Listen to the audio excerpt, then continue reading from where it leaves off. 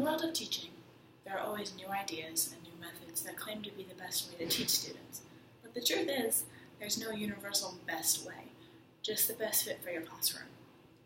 There are so many different concepts: direct teaching, flipping the classroom, discussion-based, and one which has recently become more popular, cooperative learning.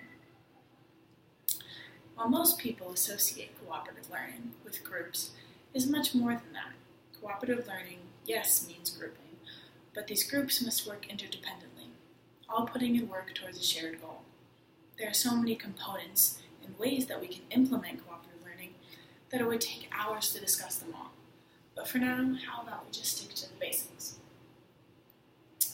Although this theory is relatively new, the support for it is quite a bit more dated.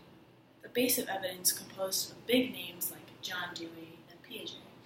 John Dewey believed in the idea of democratic thought, that students should be prepared for life after school, to be prepared to operate within a democratic society. Piaget, along with Vygotsky, focused on the idea of constructivism, that people learn best when they're interacting with their environment and those around them. Cooperative learning allows for students to develop this democratic way of thinking, working with others, and provides them with that social interaction, which is important for student development. This way of teaching also promotes tolerance for diversity. Studies have shown that students in cooperative learning classrooms are more tolerant of other students because they have to work together. Through this teaching technique, students work together and learn about their fellow students, and with this greater understanding comes a greater respect for students of differing races, cultures, religions.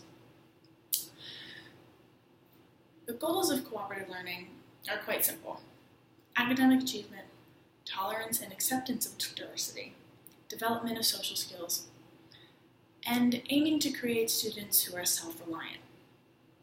Greater academic achievement is a huge piece of this learning, and is proven to be an outcome of cooperative learning. Students, instead of competing with each other individually, where there are only a few winners, are now working interdependently, pushing each other within the group, and creating a sense of group spirit, where everyone wants to contribute what they can, and students of higher ability help to motivate those of lower ability.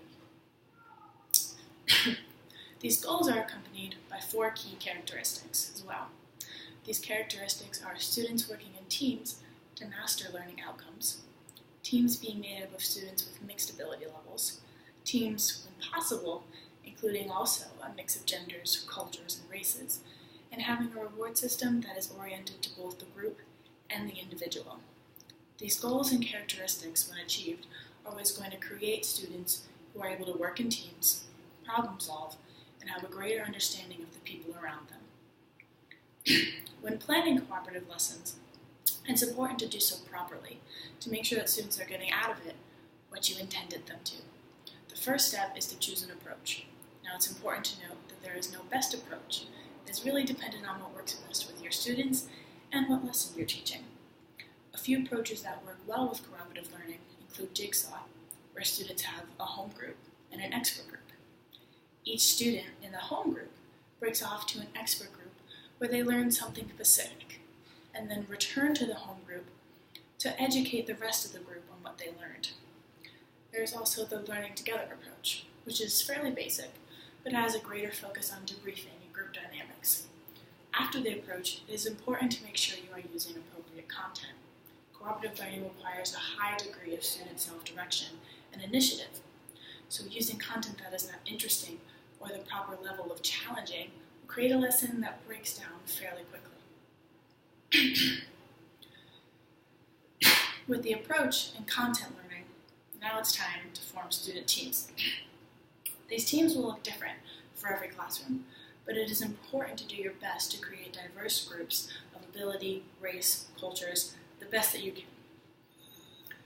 It is now time to develop your materials. These are any worksheets, resources, or presentations that you might use to explain the lesson or hand out to facilitate group discussion. Now, the last 2 steps are very important. You have to remember to plan for orienting students and the proper use of time and space. Now, some students may not be familiar with how group work operates and may have to have their role and the goals of the lesson explicitly explained to them. It It is crucial that you plan for this in terms of time so that you can conduct an effective lesson. If students are unclear of the purpose, then the work will reflect that. Most teachers underestimate the time required for cooperative learning. They forget that students working to learn information on their own is going to take much longer than a teacher simply standing in front of the classroom and providing the information to the students. Following all these steps is the way to plan an effective and successful cooperative learning lesson. As with most theories of teaching, there are downsides and possible troubles that you may face as an educator. Transitions may cause a problem in the classroom. If your students are unclear of where to go, or your classroom makes movement and grouping difficult, it could add a lot of time to your lesson to arrange your students properly. Something you can do to counteract this possible trouble would be to clearly label sections of your room and then assign groups to those sections, or write clear instructions on the board. Other troubles might include students' lack of social skills and group skills. With technology, children these days are not as equipped when it comes to face-to-face communication and working together, and these are the foundation of this type of learning. While this can be a problem when trying to create an effective lesson, it also gives more reason to why we should use this type of teaching, to give students that opportunity to develop those group skills, those communication skills that are so important. Allowing them to develop and master those is setting them up for success in the future.